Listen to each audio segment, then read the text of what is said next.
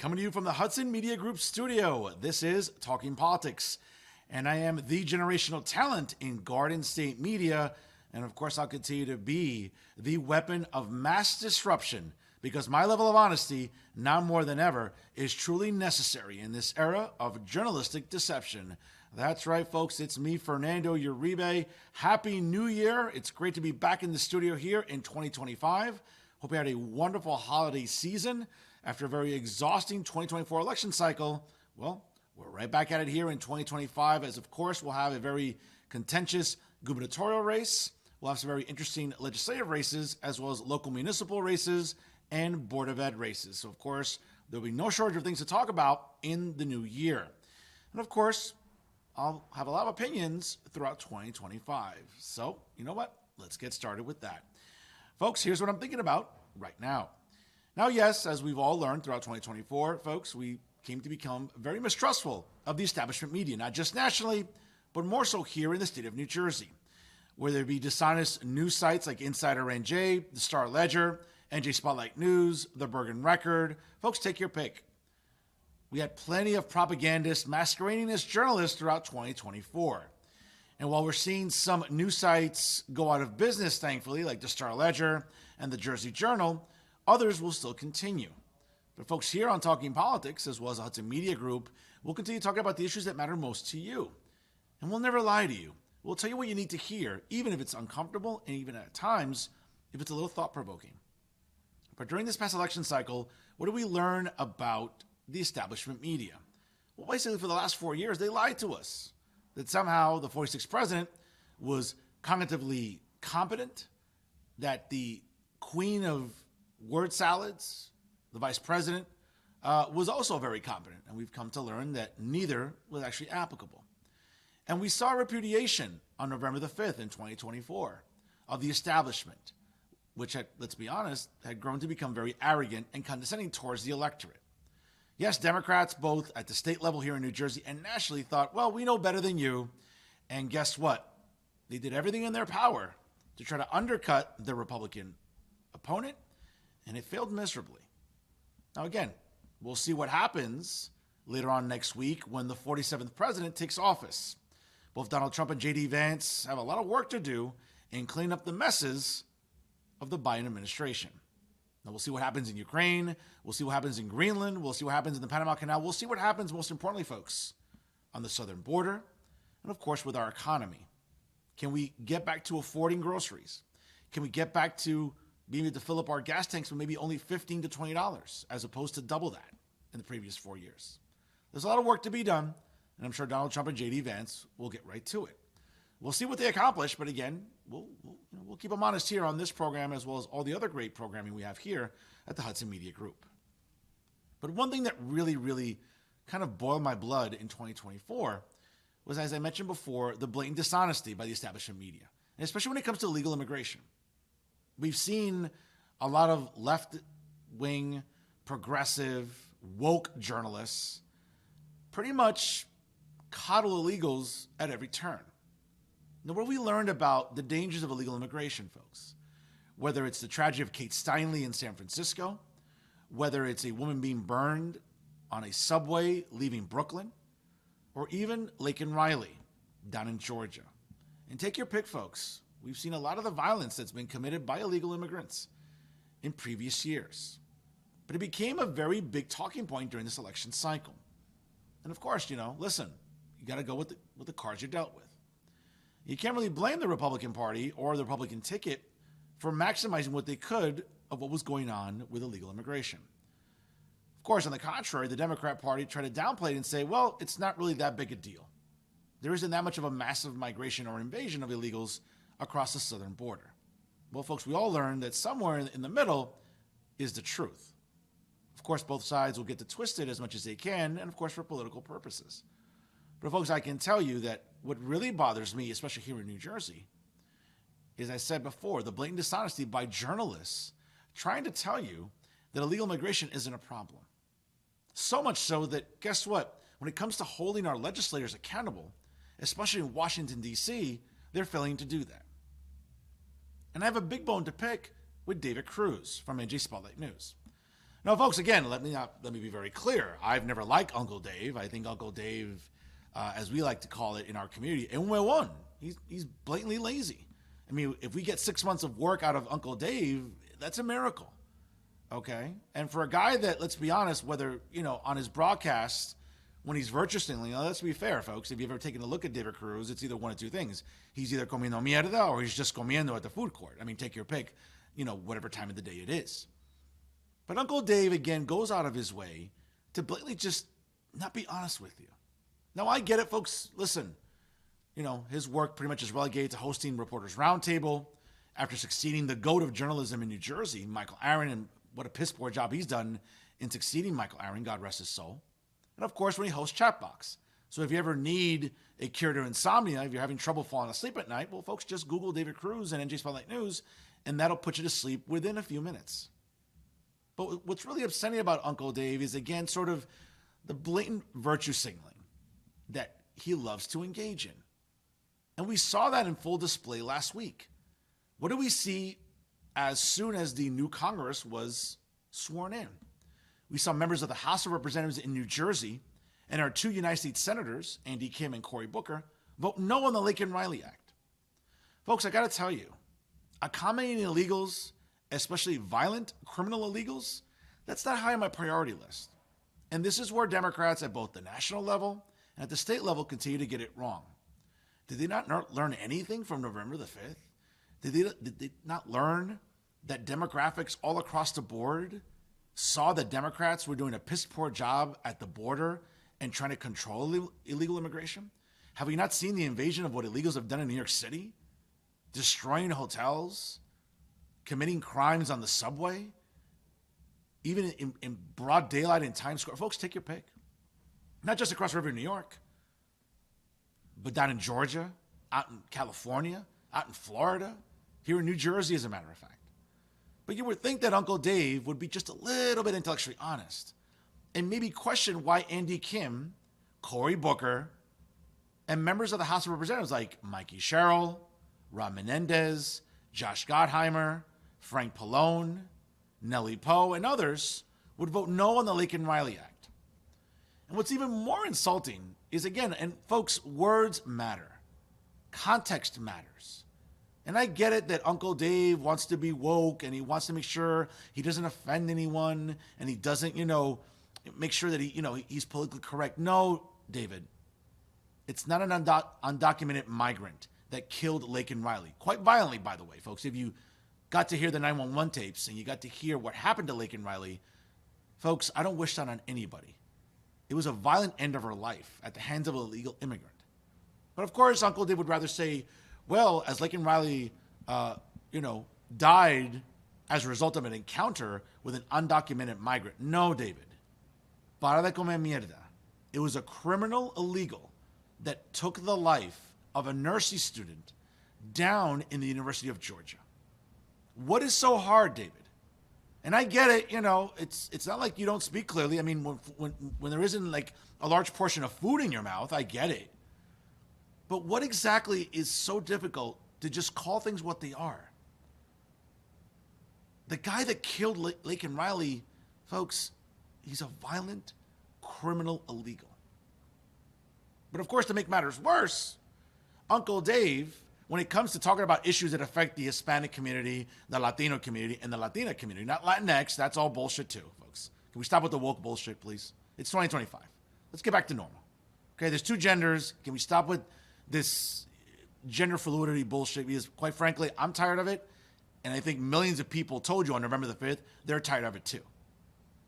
But unfortunately, Uncle Dave, of all people, of all organizations, will continue to welcome in all of these useless left-wing progressive organizations. Take your pick, folks. The New Jersey Working Families Party, Make the Road New Jersey, the Latino Action Network, the New Jersey Citizens Project. But probably the most egregious one is the New Jersey Alliance for Immigrant Justice. Now, yes, of course, led by an insufferable feminist and cat lady, Amy Torres. Now, of course, Amy was too busy last week to entertain Uncle Dave for this bullshit segment. I'm not sure what she was doing. Maybe she was feeding one of her 6 cats. Maybe she was figuring out what to order on Uber Eats, or whether or not to order that third cappuccino from a local Starbucks. Must be nice to sit on your ass all day, earn $100,000 a year, be the executive director of a virtue signaling, illegals coddling organization like the New Jersey Alliance for Immigrant Justice. But of course, she was too busy. So who does she send to the segment? Yeah, she sends some kid. I mean, folks, you're a grown-ass man, I think, if you're like a policy director at this awful organization. Can you look the part? Can you look like an adult? Can you shave for an interview? Can you not wear a baseball cap? Can you not wear a hoodie? Like, folks, this isn't study hall or grabbing a coffee at the local student center of a nearby college university. I mean, you're representing an organization. I'm not saying you got to look as photogenic as me and be as sharp dressed as me. I'm no one's saying that. And that's a pretty high expectation to have anyway. But folks, these are serious problems, and we need serious people to solve them. And unfortunately, the New Jersey Alliance for Immigrant Justice aren't serious people. But neither is David Cruz. We haven't seen serious journalism from Uncle Dave in the longest time. And I get it, folks. Listen, there's plenty of reasons to watch NJ Spotlight News at night when they do their telecast in the evenings. Uncle Dave isn't one of them. Now, yes, they're blessed to have a plethora of MILFs on the nightly broadcast. Take your pick, folks. Brianna Vannozzi, Raven Santana, Joanna Gagas. I mean, folks, again, MILF Central there at NJ Spotlight News. And I get that Uncle Dave is relegated, thank the Lord, to doing segments and voiceovers from his house. So when he's not, when he's trying to, flip, scroll through his phone and figure out what to order on Uber Eats or what to order at, in the food court at the Gateway Center, folks, real journalists like yours truly are talking about the issues that matter most. And I'm hoping that during this new administration, during this new presidency, that we actually start looking at illegal immigration seriously. Now, I get it that here in New Jersey, we have a gubernatorial race coming up. We have some of the Democrat candidates talking about, hey, maybe codifying New Jersey as a sanctuary state.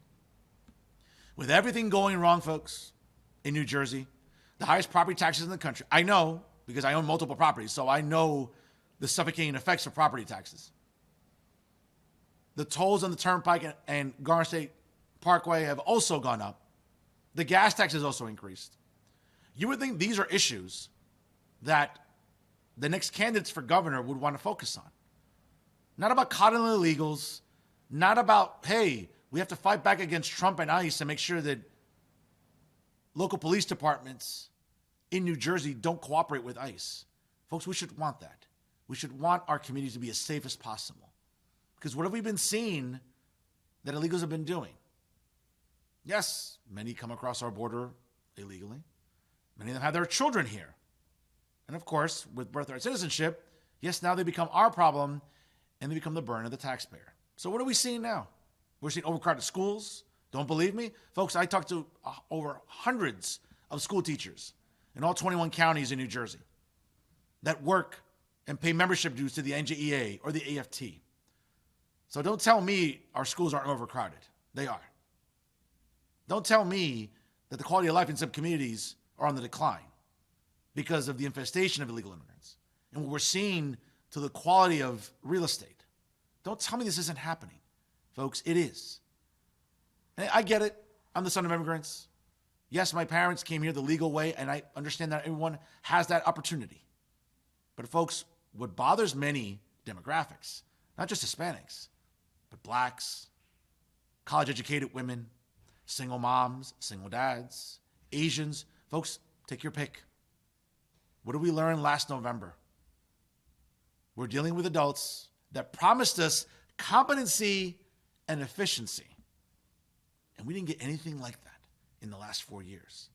When the problem is serious as illegal immigration, as I said before, we need serious people because these are serious problems.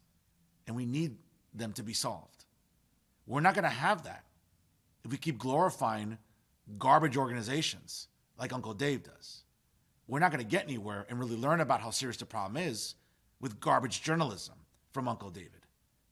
And let's be fair, he hasn't been a serious journalist in quite some time.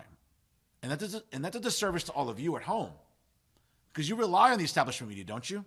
Yeah, we're seeing that that's not the case anymore. You're relying on shows like this, podcasts like Real Talk via Jersey First TV. hard-hitting interviews like Hudson County View Live here with the Hudson Media Group or other broadcasts. Because people are relying on podcasts. People are relying on independent media because they're learning that you can't trust the independent media, the establishment media. We've learned we can't trust the establishment news that supposedly is there to report the news. No, folks, they're reporting what they want, and they're sharing the opinions that they care to give you. That's what Uncle Dave does. So let's be fair. Uncle Dave is about as credible as his New York Mets every October. And I get it, David. You have this perpetual erection about Juan Soto, and you're going to try to buy a jersey that fits you. I get all that stuff. Cute, Talk to me in October when the Mets are watching the Yankees in the World Series. When it comes to serious journalism, yeah, folks, Uncle Dave at NJ Spotlight News, that isn't it. We need to find better sources. You have one here, and you'll have one for the foreseeable future.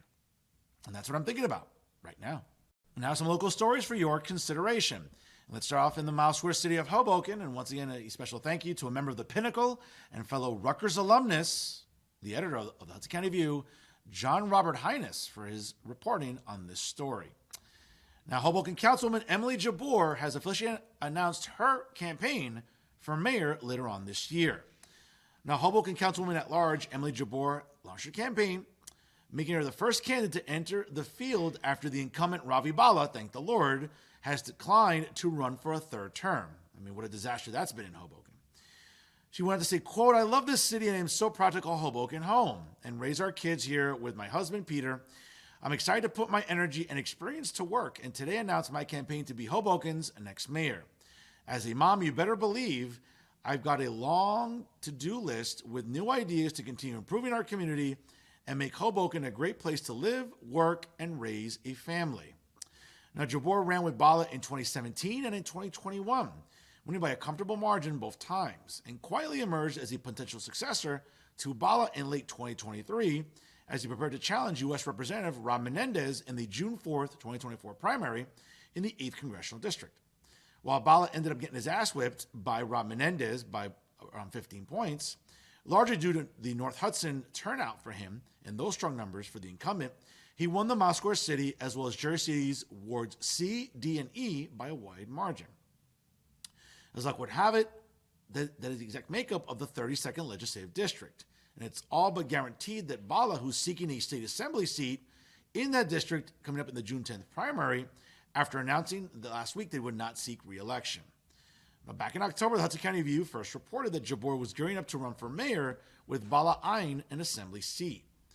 Now, Jabbour is expected to be in a very competitive field that includes at least 3 of her colleagues, Second Ward Councilwoman Tiffany Fisher, the resident TDS aficionado there in Hoboken, Third Ward Councilman Mike Russo, and Fourth Ward Councilman and former State Assemblyman Ruben Ramos. Also of note is that Jabbour's campaign has brought on Christian Duffy, a veteran of Garden State ballot box battles, who served as a deputy campaign manager for Menendez in his epic showdown with Bala. Well, folks, let me just say this about the prom queen, and I think we all know how I feel about Emily Jabbour. Oftentimes, Emily has been symptomatic of the problem in Hoboken, where they're more worried about pronouns and Palestine than real world topics like property taxes and public safety, and making sure that nannies, when they're walking through Mile Square Park, aren't being assaulted in broad daylight by mentally ill people in Hoboken, right? But again, Emily Jabbour is more than happy to waste money repainting the crosswalks during Pride Month, and we all know how insufferable those 30 days are for me, right? Instead of hiring more police officers. So it's interesting, where have I heard of a woman saying, yeah, you know what, when I get into office, yeah, I'm going to fix these problems. Honey, you're currently in office. So the problems that have arisen in Hoboken, and the reason that Hoboken has turned into quite a shithole, let's be honest, is because you're in office. Okay? The idea that you're trying to sell people on that, when I get into office, I'll fix the problem. Sweetheart, you're already in effing office. Why don't you get to work now? This long to-do list about, got these great ideas about how to make Hoboken better. Sweetie, do it effing now. What are we waiting 11 months until maybe you're trying to get elected coming up later on this November? See, folks, this is what bothers me about progressives. and lately with the left. It's like they're trying to fool you into believing that they have a platform. And very much like Kamala Harris, Emily Jabor is following the same path. Do we not know what's wrong with Hoboken? I can tell you. I don't need to run for mayor to tell you what's wrong with Hoboken. I visit it quite often. Parking, public safety, property taxes, okay? Addressing flooding during very severe rainstorms. Folks, these are the things that matter in Hoboken. Not pronouns. Not a flag raising for Palestine when like 10 people show up. No, folks, that's not what matters in the Mosque Square City. And very much like, the ringleader of the clown show in Hoboken, Ravi Bala, Emily Jabor's trying to separate herself from this disastrous administration. You've been a part of the disaster, Emily.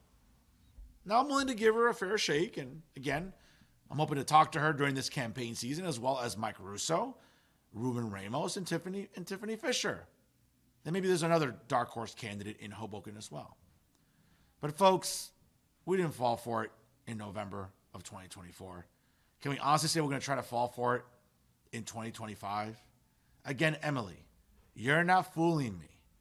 The idea that you're trying to sell people on the fact that, hey, elect me and I'll fix what's wrong with Hoboken. You are currently what's wrong with Hoboken. You're part of the problem, sweetie. So for anyone that's going to buy and digest this nonsense, and folks, listen, let me be very clear. I'm not underestimating Emily Jabor in the slightest. She's going to have all the stay-at-home moms in Hoboken, the Moms in Action or the Moms Demand Action organization, right? That are all about, let's be honest with you, they're all about gun control. It's not about gun safety, right? But we all know that the majority of gun violence in this country is committed with handguns. But nobody ever wants to talk about that.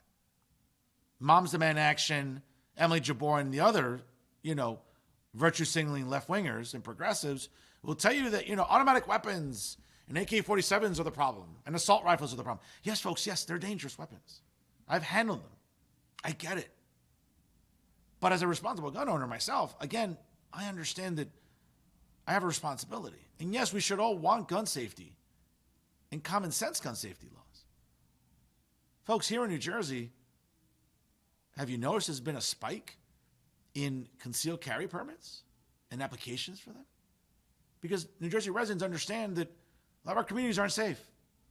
A lot of residents are taking it upon themselves to protect themselves. And folks, I am as pro-law enforcement as it gets. I am as big a Blue Lives Matter guy as you'll see in New Jersey media. Probably the only guy, because God knows the establishment media are too busy screaming about, let's defund the police, or all the other woke bullshit that they stand for. No, folks, I don't believe in that. I believe in the police, but I understand that residents have to protect themselves. But someone like Emily Jabor, who's been virtue signaling for years, isn't fooling anybody. Again, she can raise money. She's going to have Ravi Bala in her corner. She's going to have those donors helping her out. But sooner or later, folks, someone has to ask her the tough question.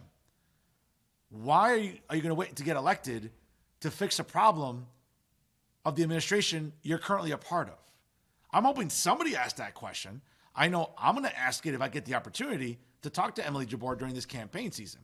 We'll see if she's up for an interview, whether it be on this show or on Real Talk via the Jersey First Television Network.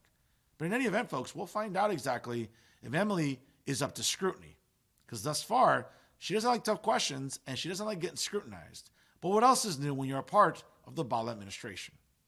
Lastly, I want to end with a special commentary here. And I'm relieved to hear that Facebook CEO Mark Zuckerberg last week during an appearance on the Joe Rogan Experience talked about the elimination of fact checkers on Meta and, of course, all of its platforms, which include Facebook and Instagram.